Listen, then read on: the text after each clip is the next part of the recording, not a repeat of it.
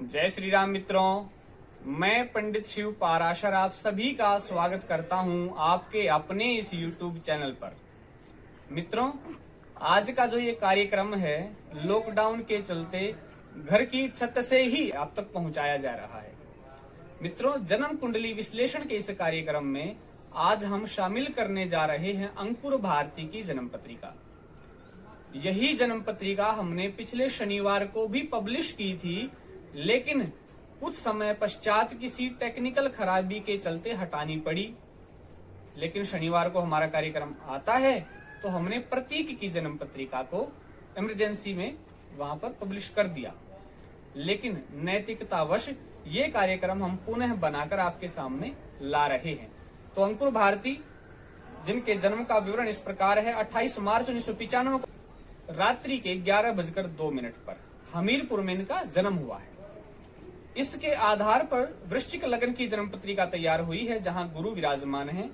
चौथे भाव में बुध शुक्र शनि चंद्र विराजमान है कुंभ राशि में।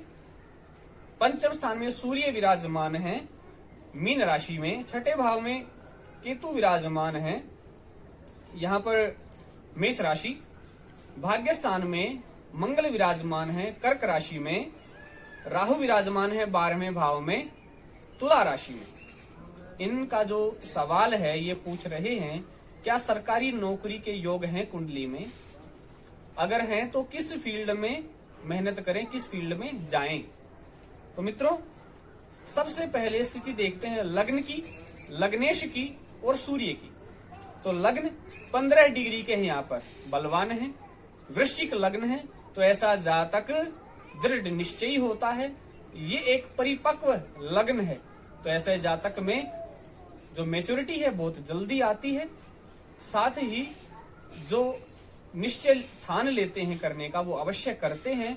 इसके अधिपति मंगल हैं, जो कि हौसला हिम्मत देने वाले ग्रह हैं। तो लग्न की स्थिति तो ये है। लग्नेश की बात करें तो लग्नेश 9वें भाव में राजयोग का निर्माण कर रहे हैं, लेकिन यहाँ पर लेकिन यहाँ पर कर्क राशि होने की वजह से नीच के हो गए हैं। आपको एक बात और बताना चाहूंगा, लग्न में बैठे गुरु भी लग्न को बल दे रहे हैं और गुरु की 9वीं दृष्टि लग्नेश को बल दे रही है। अब सूर्य की बात करें तो सूर्य जो कि 13 डिग्री के हैं, पंचम में बैठे हुए हैं त्रिकोण में। यहाँ पर भी गुरु की दृष्टि, तो सूर्य को भी बल मिल रहा है। तो ऐसे जातक को सरकारी नौकरी अवश्य मिलती है इन ग्रहों की स्थिति को देखकर। साथ में दूसरे सूत्र का अगर हम प्रयोग करें तो यह है कि जब भी 10वें भाव का स्वामी दूसरे भाव से, छठे भाव से, 9वें भाव से, 11वें भाव से इनसे संबंध बनाएगा तो ऐसे जातक को भी सरकारी नौकरी अवश्य मिलती है। तो यहाँ पर सूर्य ने 10वें भाव के स्वामी हो, सूर्य पंचम में बैठ गए हैं। पहला नियम तो यह है कि जब भी 10वें भाव का स्वामी पंचम में बैठेगा तो ऐसे जातक को सफलता थोड़ी लेट मिलेगी निश्चित रूप से। साथ में बौद्धिक कार्यों में सफलता मिलेगी। शारीरिक श्रम ऐसा जातक कम कर पाता है, उसको पसंद नहीं होता है, तो बुद्धि से ही कम आता है। और यहाँ पर जैसा मैंने आपको सूत्र में बताया, तो दूसरे भाव के अधिपति बने गुरु, जो सूर्य के साथ दृष्टि संबंध बना रहे हैं, तो इसके आधार पर भी सरकारी नौकरी की संभावनाएं हैं।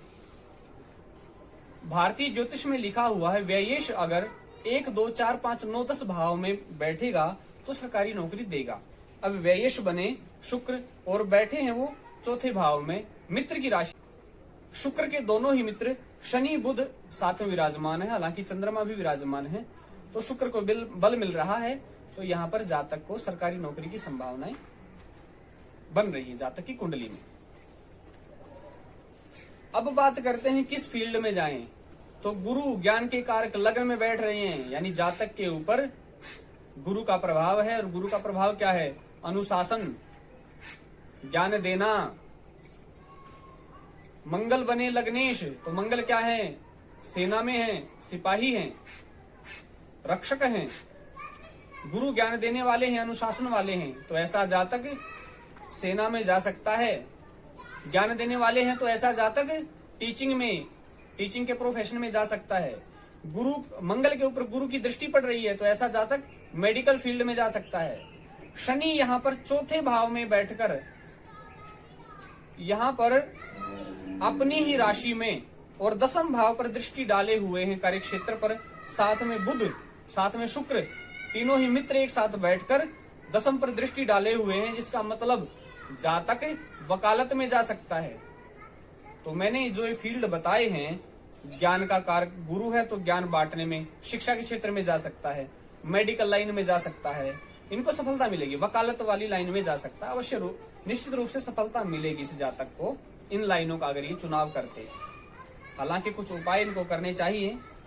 इनको मूंगा धारण करना चाहिए, क्योंकि मंगल है इनके वो नीच के हो गए हैं तो थोड़ा सा रुकावट जरूर आती है भाग्य निर्माण में, क्योंकि भाग्य स्थान में बैठे हुए हैं।